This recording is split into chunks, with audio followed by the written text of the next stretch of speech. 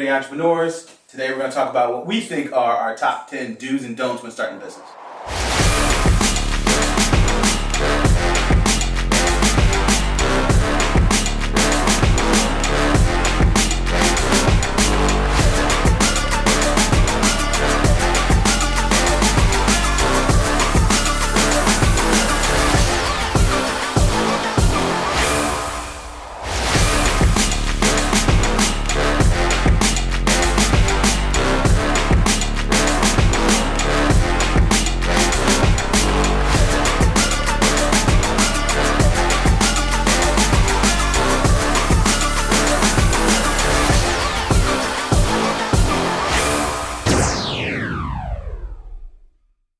So we're back. We're going to go over our top 10 do's and don'ts. We're going to start with the do's.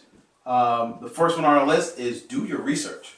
Mario, this is a topic that's, near and dear to your heart. What kind of research have you done to start your business? That's a great question. Kind of research that I did prior to owning my businesses.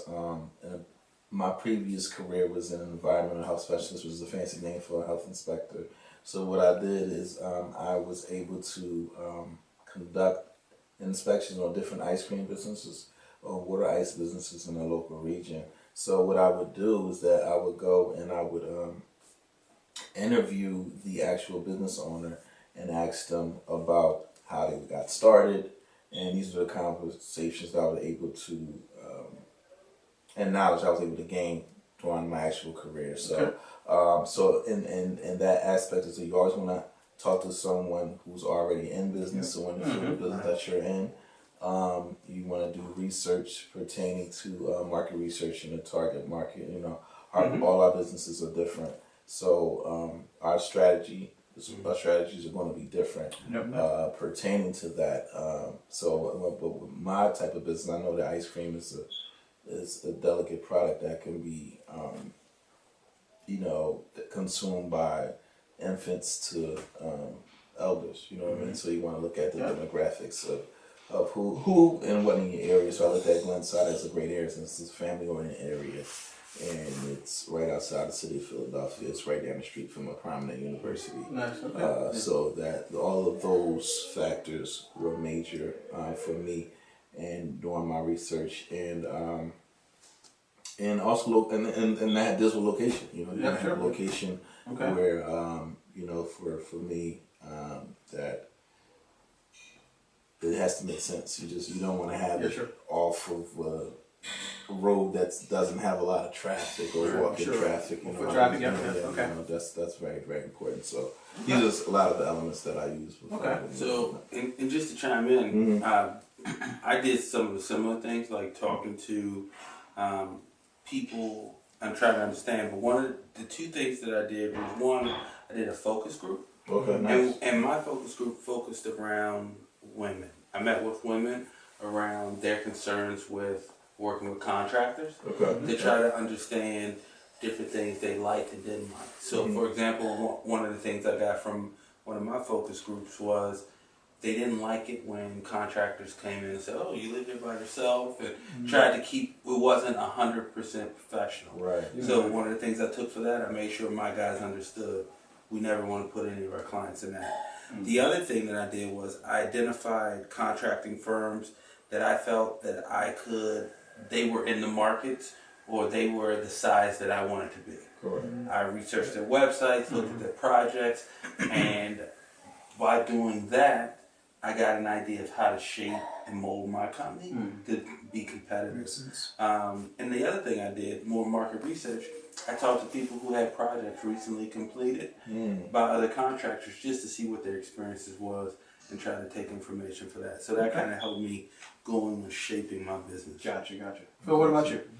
Well, these guys talked a little bit about the micro portion of actually physically interviewing people, but on a macro level, if you're going to reach out to a large audience, one of the things I looked into was doing a mailer. Now, mailers they're kind of not as prominent now, with mail versus what they were back when. Is everything's online, but you still have to deal with brick and mortar businesses depending on what your business is. So I'm a business to business, so I work with a lot of brick and mortar company. So what I did was I used a resource at the library, which is free, called Reference USA.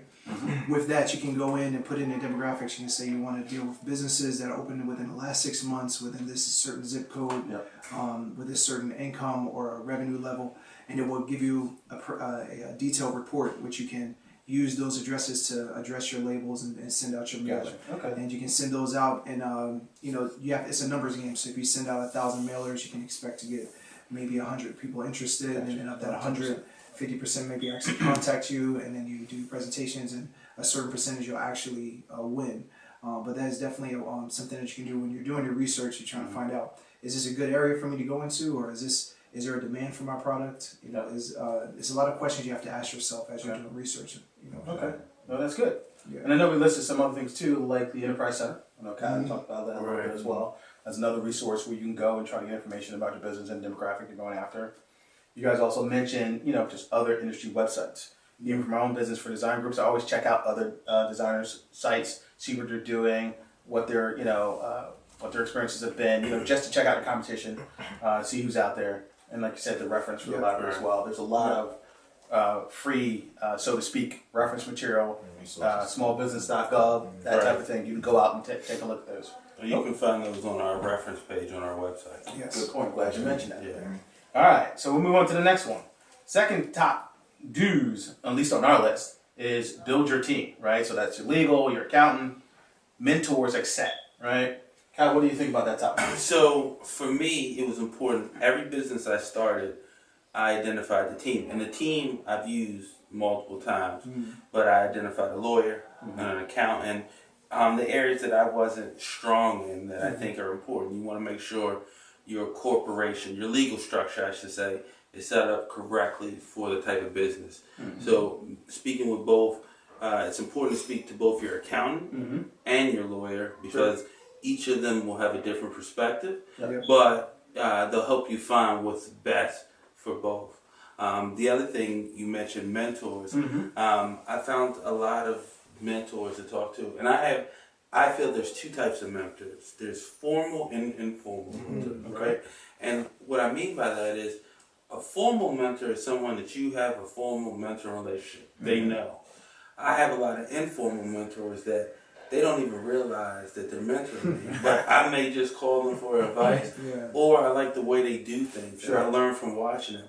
Because sometimes when you ask people to be your mentor, it scares them a little bit because it becomes a commitment. But if you do it informally and they don't realize it, then they're mentoring you and they don't even know. So, but I think the team is key because you're going to rely on them a lot. So you're ultimately saying trick people into mentoring. That's right. That's right. Learn something new every day. Exactly. Every day. That's good. I like it. What about you guys? I mean, we got some other things in here: Legal Shield, Legal Zoom. Some local universities, you can find resources, Temple Law School, something like that, the universities in the area. Yeah, those are definitely resources that you can go to, and individuals can read up on, or even contact, someone from that particular office that be able to lay out more detail if there's something that you might not be understanding in. But entity structure is definitely very, very important because you're dealing with your taxes, and you want to make sure that write-offs, the benefits of write-offs, and from everything from driving, to going to get product or anything of that nature. Save your gas receipts. They have Mile Q now is the app that you can download. Right. Gotcha.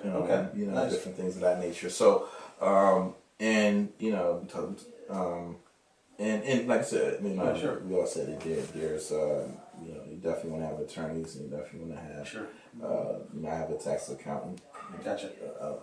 She's a tax attorney, excuse me, Summer. And, she breaks down a lot of things in the industry for me as well. So, she knows, she can get a little deeper than the tax account, she knows the backhand. Gotcha. Okay, good. So, And you mentioned, Kev, for example, you mentioned Temple University as a law school. So they offer free resources, right? So you can go take advantage of the law schools and different things like this. For me, I prefer to pay for the services. I got you. Just because I want someone on retainer, long-term Yeah, relationship. sure. But if you're worried about money when establishing your company, there is a lot of great free Yeah, resources absolutely, sure. that you can utilize. Me personally, I don't have the time. Gotcha. Yeah. No, I think it's a great point. I think there's things you can do on the budget and things you do when you actually you're established. So I think there's definitely 2 points of views. I always like free if I can get it, but if I can't, I'm with you. Just go out and try to pay for the right resources, have them on your team. The one thing we didn't talk about here, which just popped in mind as we're talking through it, what about insurance? Right? Right. We talked about legal and accounting, and you don't want to get sued, right? You want to have insurance. If you got people that work for you, you got to be covered, that type of thing. So what do you guys think about insurance? Where does that come into play? So for me, insurance is one of my team members. So I have an insurance broker because I have to carry general liability, worker comp, as well as commercial auto. Gotcha. So one of the people that I speak to regularly is my insurance broker. Okay. And we haven't in a while, but we usually every year price check to try to evaluate. But then you just reach a point where you have a great relationship. Gotcha. And you maintain that relationship, and you just say, okay. Gotcha. I would add that every business doesn't necessarily need insurance to operate. Sure. You definitely have insurance because you have liabilities, but in my case, it's an option, but it's recommended. So there's a thing for online businesses like mine or online services like mine. It's called errors and omissions. Yeah, so it'll protect me if for some reason a site goes down. That's an e-commerce site, and they've lost $10,000 per hour or something like that. It covers me in that sense. But everyone can't afford that. I mean, it's very expensive, and but so you should really look into finding a broker that you can just ask those questions. Say, hey, this is my business. Do you think I need insurance for this? Or you should definitely ask around for that. Gotcha. Okay. So it's always good to protect yourself in some way, shape, or form, right? Yeah, follows the business. Absolutely, and even for my insurance for my business, a lot of times we do outdoor events. So even when we go outdoor events, we still have to be insured. Sure. Yep. When we go out, in case someone was to get sick from ice cream or what have you. No one's gotten sick, so keep it that way. But seriously, we do have that option, and my insurance that does protect the business. And, because things happen, and you know what I mean. No, it's good. All right. So even though we didn't talk about it specifically, go out there, make sure you understand your industry, and make sure you get insurance appropriate if you need it. Yeah. Right? Okay, cool. Number 3 on our list, register your business. So this is a good topic. This is what we talk about. If you don't register your business, you're not legitimate ultimately. You can't do your tax write-offs and things of that nature. Right? Any tips you guys would give for registering your business? Well, depending on where you live, I live in New Jersey. New Jersey, NJ.gov has all the resources for you to register, to search for your name to make sure it's not already taken. Yeah, sure. And then to register it and pay the fee. And the fee varies per state. Yeah. I think our fee is close to $100. Yeah, I think when we did ours here in PA, or for Dan Buckner Designs, it was $125. So I'm sure they just go up all the time anyway. Yeah. and that's part of the discussion you'll have with your lawyer to understand what the appropriate structure is for your company. Once you know that and register, same thing here, PA.gov.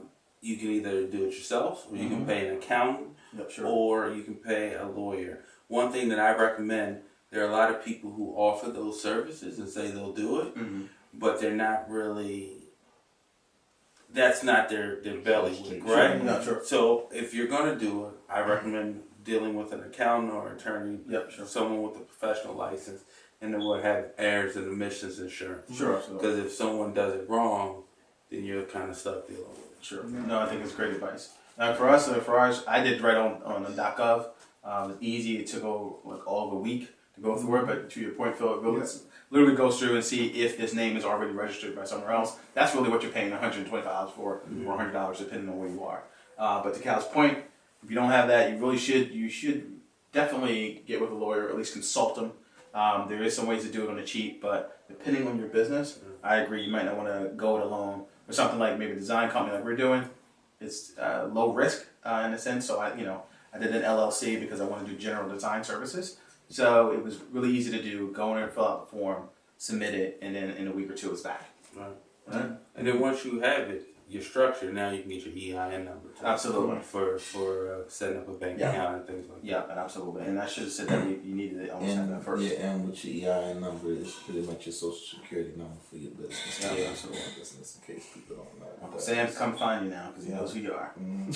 All right, next one on the list. Explore all options for funding and financing. Do I need financing? Yeah. Takes money to make money. Right, but it also depends on your business, right? Yeah. It absolutely depends. My business is a business that I have to buy materials, I have to have a high overhead. So although we didn't get any financing, because it's hard when you're a new business, you have no track record, no Credit history.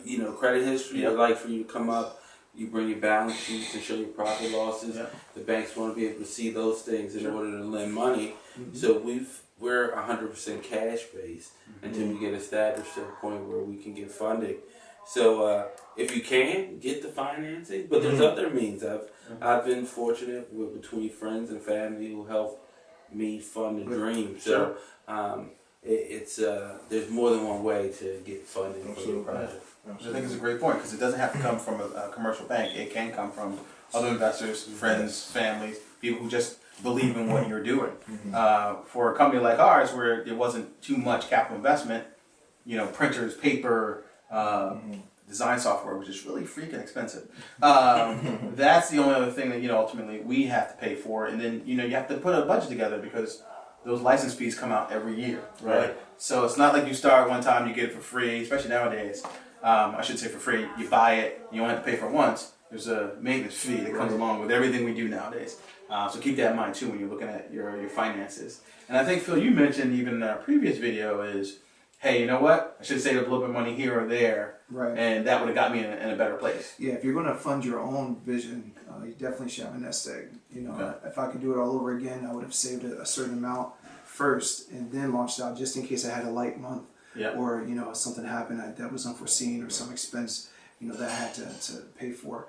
But I will say to think outside the box when it comes to funding. Yep. We already talked about the traditional ways. The non-traditional way would be crowdfunding. Sure, There's absolutely. resources out there like Kickstarter, Indiegogo that you can set up an account for free. GoFundMe, you can set up an account for free, and they all have different nuances about the audience or what kind of content you can put up there. And there's all types of resources online where you can look to find out how to make the best Kickstarter campaign out there. But certainly those will be good because you can get buy-in from people who you don't know, but they can see the vision that you lay out, and want to jump on board, and you can give them a little incentive. Maybe you give them a T-shirt or you give them a portion of the credit as you're going forward. So that's something definitely to look into. I've done it before. Some of my colleagues have done it before. You really have to be dedicated though to see a return on it. Okay. That's definitely one way to go. No, that's good. That's good. The one thing we didn't talk about was just grants. So there are things out there, depending on your situation and depending on what business that you're in, there may be some grants out there who would ultimately help you get started. And going back to the SBA website, they will list a lot of programs. Banks have business bankers that you can meet with that can advise you as well. And a resource in Philadelphia, the Enterprise Center, they have an SBA office in there where they can also help you. And then as you continue to grow, you can also look at the resources of Duns and Bradstreet. You big balling, we got dreams like Mr. Dreams over here. But no, that's a great point. I mean, there's many tiers of financing and funding that are out there. Anything from big banks to crowdsourcing, right? Now they all take a little bit of work. It does. You're not watching this. You're trying to get hustle anyway. So work is not something you're afraid of. You're just not going to fill out an application and get funded. Right. Exactly. I got $100. Unless you got rich uncle who wants to give you the money. I'm with you. If I got any aunts out there, give me some money. All right, next one. Have a consistent branding and logo. So now that I got my business going, I think I know what I want to do. I've registered. Now, how do I get marketing? How do I get my logo? What should I do? Well, I think you should definitely have a consistent branding presence as you're moving forward. So your business cards, your letterhead, your t-shirts. I have a jacket with my logo on there. You should definitely have it the same way, at least when you're starting. Like when you're Pepsi, you can have a black and white logo and a green logo and a Christmas logo and all that. But for regular companies, you should certainly have, this is the face of your business when you're not there. So aside from testimonials, this is really what people use to represent your business. Gotcha. So it should be consistent. People should be able to recognize it. It should look good when it's big, blown up, or when it's small. You know, you definitely got to consider that as you're doing the building. Whether you hire somebody like me to do the logo, or you use a resource like we talked about before, Fiverr, which will do a logo. There's even free resources online where you can. They have logo builders out there where you can create them for free. They may not be high res, they may not be very detailed, but at least when you're getting started, you can always update your logo in the future. But to get started, I think you should have it be consistent, and it makes you look more established. It makes you look like, you know, you took time. You know what you're doing. You took time to build something that is going to last and it's going to really identify your business when you're not there. I think it's a great point, and even for us as a design company, put our logo on the paper, and I actually get happy when I see my logo. I'm like, oh, that's my logo. Like, you know what I mean? It gives you a little bit of pride as well, and you want to be able to, like I said, transfer that from your stationery to your website to people really understand, like, okay, this person cares about what they're doing. They're investing in it because your name, your logo's on the page, right? So this is my work, and I'm proud of it, right? And I am a strong believer. Everything around me is branded with my company information. As you see, and you probably in every video, I'm wearing my company shirt because, I mean, I'll be honest, none of these other companies that we walk around wear proudly, they don't pay us anything. So I'm not going to sit here and advertise them. So, I mean, I have the business cards, I want to even extend to mugs and different things like that. Because all of these things are things that represent who I am. Absolutely. And remind your customers about, hey, you know what, I forgot to call Calvin, I need to do a remodel. And you know, when we first started, I'll be honest, we gave out pens. And one of the main reasons was every time I met with you, it's like TD Bank, you know. You get one of those pens, it's a constant reminder. Even if you didn't hire me, you may be writing with my pen, and when something comes up in your house, you go, wow, there it is right here, let me call them. So, you know, your branding's key. It is. And you know, if it's not an area you're strong in, there's a lot of firms out there that can help you with that. I like anointed ads, right? So the next one, right? Exactly. You know, and that's a great point. And you'll even see the manifestation not only with our own individual brands, but with the everyday entrepreneurs brand, because you'll see it. You will see it aesthetically grow. So it's like we just put the seed in the ground as we continue to do our podcasts. Absolutely. Everything else you'll see and grow as we grow. Absolutely. No, I like that. And like you said, we're not the first to use that name, but we're going to differentiate ourselves and try to be the best. Right. So let's do it that way. Sounds good. All right. Sixth thing on our list: write out policies and terms. Do I need policy and terms? I think you do. Yeah? Yeah. All right, what am I doing with those? Phil, tell me about it. Well, when we're talking about this, every business is different. So if you're selling ice cream, you may not have terms per se. But yeah, you should have your terms. Yeah, certainly. If you have a refund, don't stick your finger in the ice cream. Maybe. You know, no outside food. You know, you may have those types of terms, and you write them all out. Every business is different, so we should take the time. You know, invest the time to think about what your policies are. Are you going to accept returns? Are you going to accept a refund? Are you going to allow credit, you know, versus a refund? You know, those terms are very important, you know, for your policies, so that when something does arise, you can have something written that, you know, you can refer back to. Yeah, exactly. Absolutely. So when you do your agreements and all your terms and things like that, you can always have that in writing, and you present it to them when they sign. You know, like I said, every business is different. Our business, you have to sign to get started. Other businesses, you may not. But, you know, that's a key thing to put in place. Well, and one of the most important terms is payment terms, right? Because everyone needs to understand if there's a deposit, how much, if it's net 30, net 0, because those a lot of times those are the questions that it's not always 100% clear. So you want to make sure everybody understands where no, that's a great point. I think we're going to talk about that a little bit more in our don'ts, but we definitely should have clear and concise pricing. Right. All right, which is the seventh topic. I must have read it off the page.